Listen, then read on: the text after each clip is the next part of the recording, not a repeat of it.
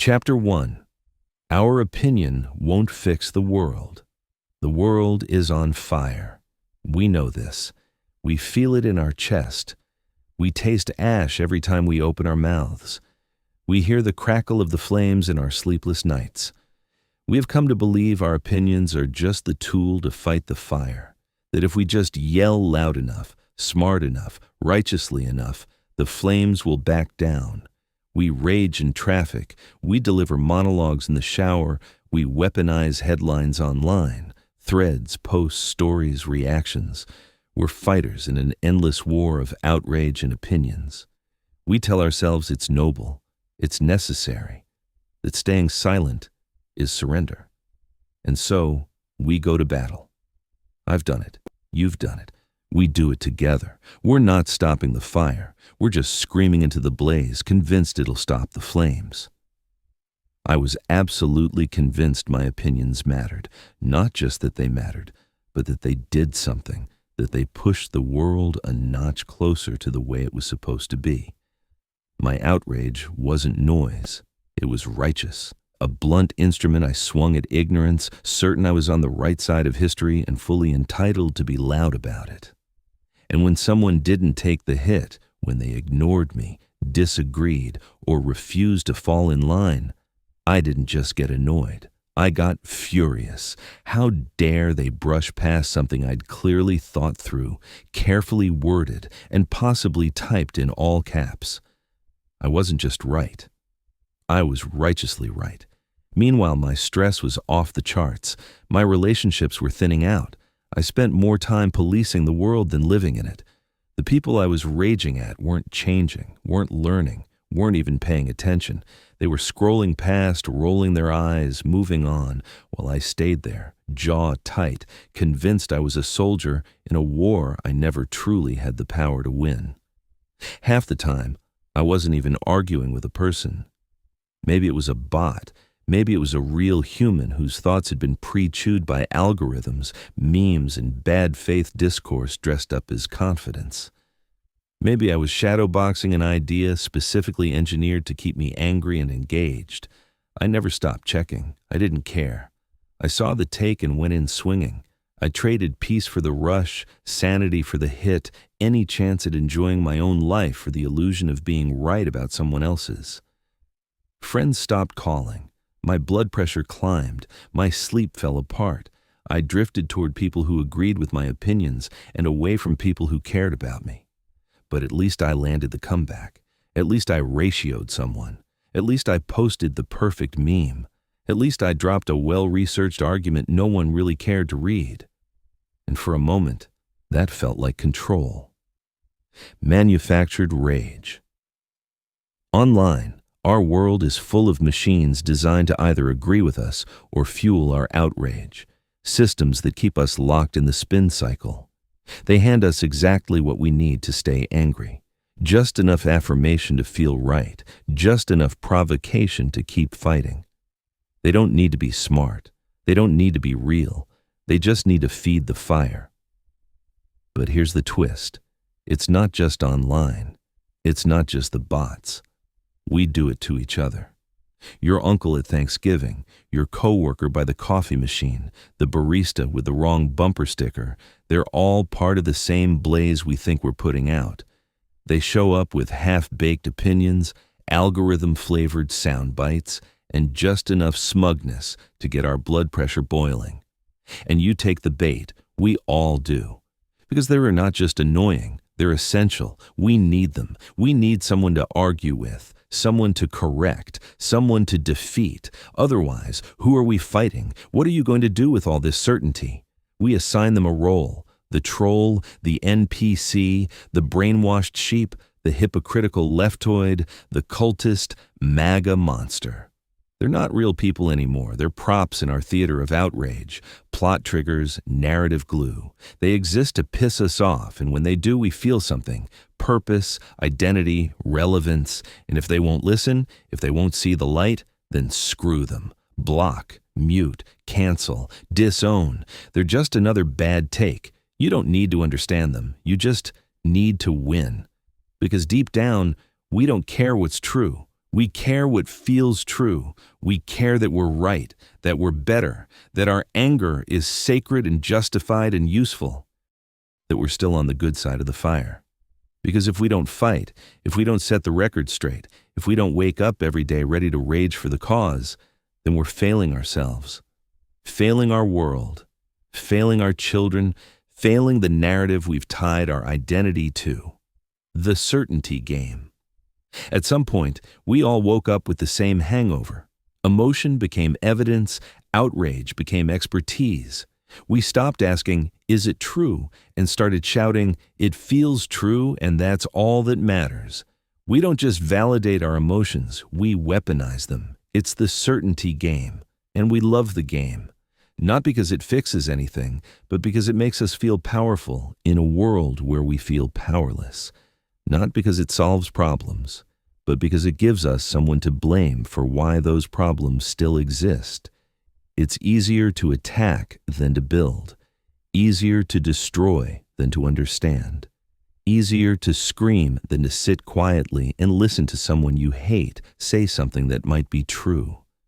We wave our flags of certainty like they are sacred relics.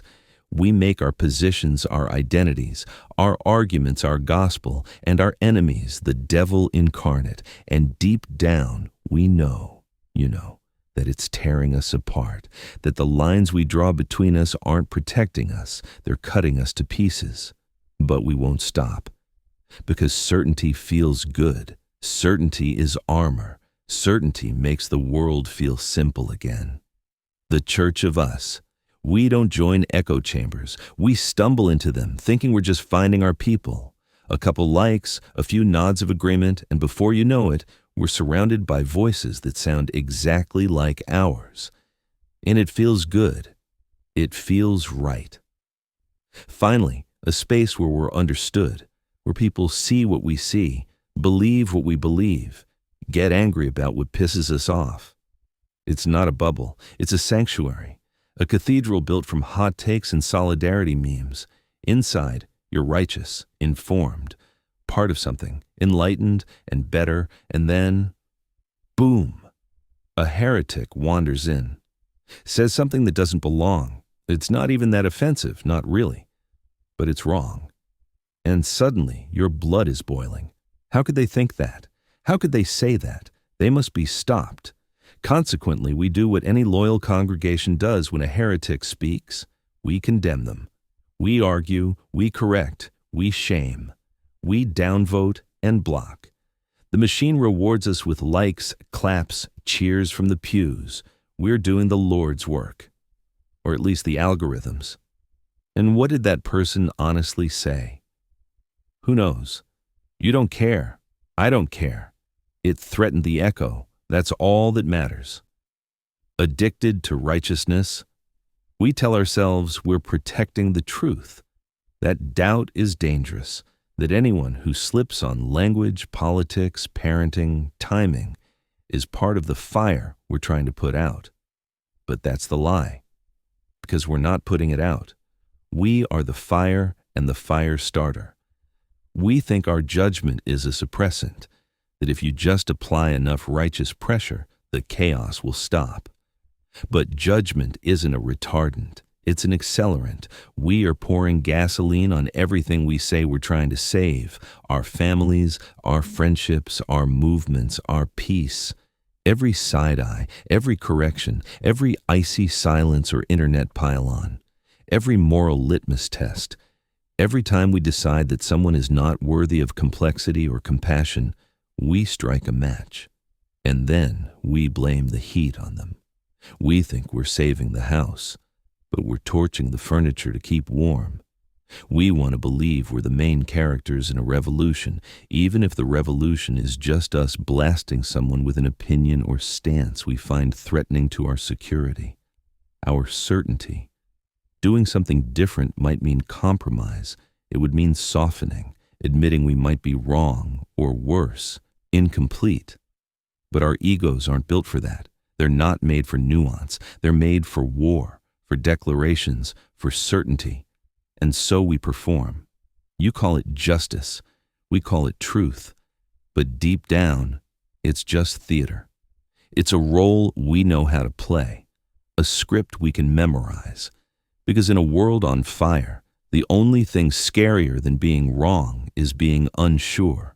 We drink certainty like bottled water during a drought, and we buy it the same way, desperate and addicted, not really caring what's in it as long as it goes down easily. It doesn't have to be true. It just must feel true. Certainty has a supply chain, an entire industrial complex built to manufacture it in bulk. Politicians who never blink even though they're found to be wrong.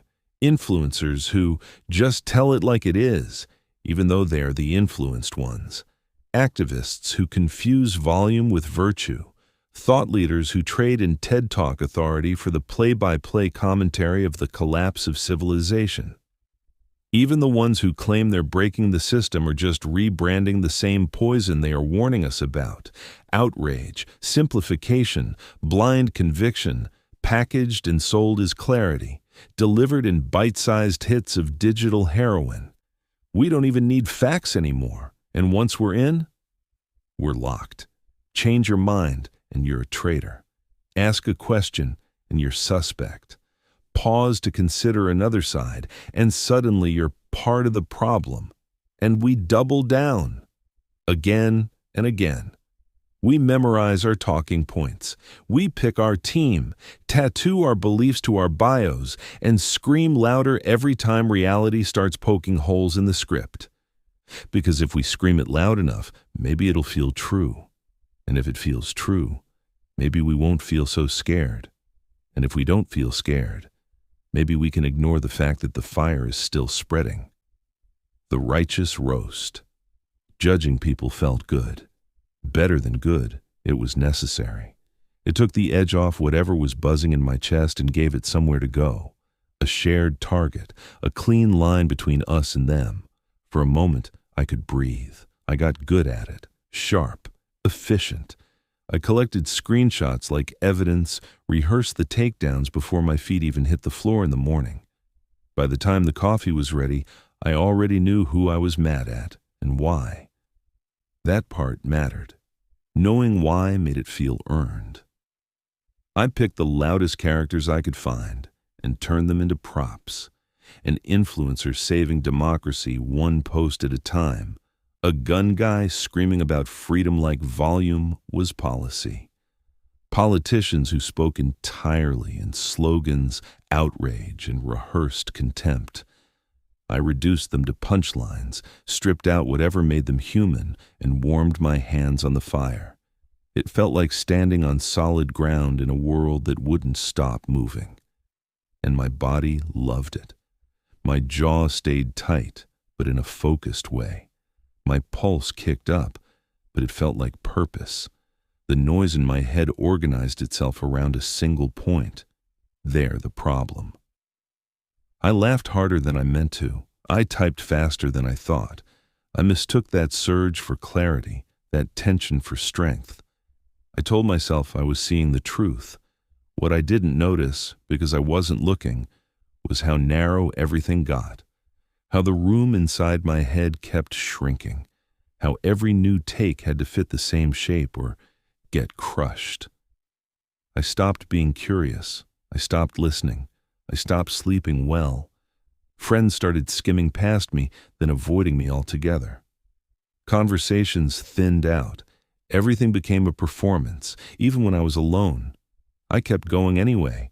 Every person I roasted became proof that I was sane.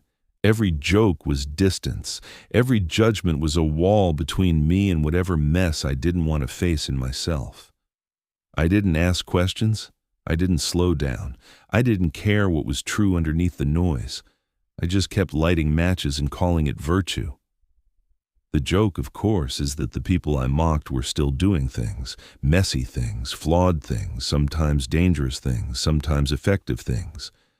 While I was busy perfecting my contempt, they were accumulating power, influence, momentum, and I was accumulating tension, insomnia, and a growing sense that something in me was stuck.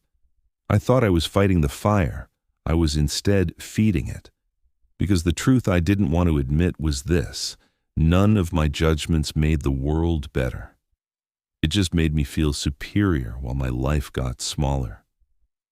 Righteousness didn't save me.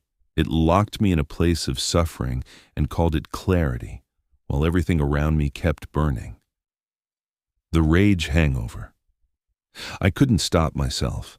Once I was in it, I stayed in it, shouting into the fire until my throat felt scraped raw, convinced the next hit would land, the next line would finally matter.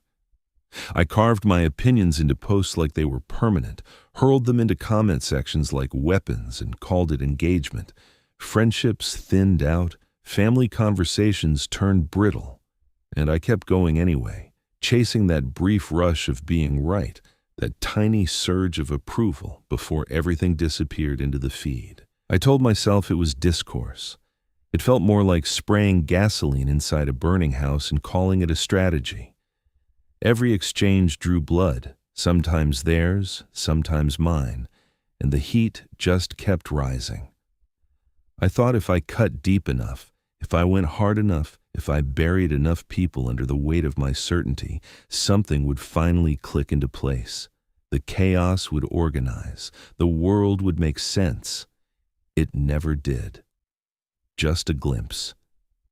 You can keep going, keep shouting into the fire, keep judging, raging, blaming, explaining. Keep pretending the problem is out there, always out there. Someone else's ignorance, someone else's certainty, someone else's fault. I ping-ponged from one cause to the next, one outrage to the next, one imploded friendship at a time. I collected enemies like trophies, stacked receipts, won arguments, and still lost my mind. Beneath all that righteous firepower, the likes, the roasts, the quick hits, and the crash afterward, there was something quieter pressing up from underneath. Not a revelation, not an answer, just a steady presence that didn't need to shout to be real. It kept saying the same thing while I pretended not to hear it. This was never about them. Every once in a while, if I was tired enough or cracked open enough, I'd slow down for half a second and catch a glimpse of it. A small softening. A breath I didn't have to force. The faint outline of something gentler waiting beyond the noise. I never stayed there. I couldn't. I jumped back into the fire before that peace could cost me anything, because stopping meant admitting what I didn't want to face. That the damage I caused wasn't abstract, that the heat landed closest first. I scorched the people who loved me most, then told myself it was care. I called it conviction. I called it making a difference. I told myself it had to be me, while everything around me kept burning. Subscribe to this channel or check out truthttoldsideways.com for more chapter reads, videos, articles, and information of this book. This has been Chapter 1 of The Idiot Factory by Mark Brent, now available on Amazon. Next, Chapter 2, Breaking Our Own Hearts, where Mark tells the story of how heartbreak becomes another assembly line of suffering in the Idiot Factory. Same fear, same story, new person.